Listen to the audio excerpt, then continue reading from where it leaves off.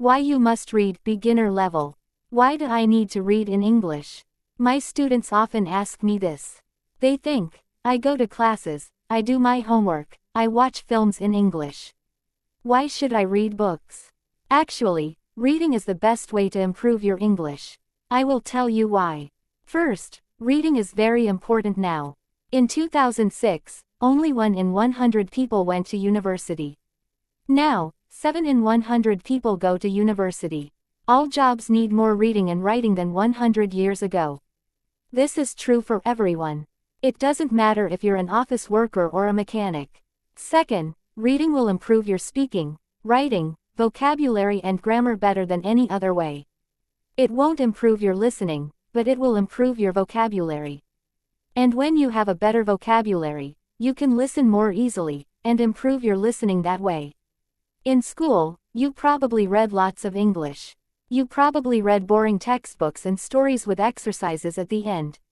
But I'm not talking about that. I'm talking about reading for pleasure. That means reading a book you enjoy because you enjoy it. You are not reading because your teacher said, read this book. You are not reading because you think, I should read this book. You are reading because you want to. In 1965, they did an experiment in schools in America. These schools were for boys who had done crimes. For example, some of them stole things. They gave some of the boys free books. They were fun books, like James Bond. They said, you can do what you want. You don't have to read the books. But the boys did read the books. They read a lot of books. Some boys read a book every 2 days. After 2 years, they gave the students a test. This isn't just true for native speakers. They also did an experiment on students learning English in the Fiji Islands.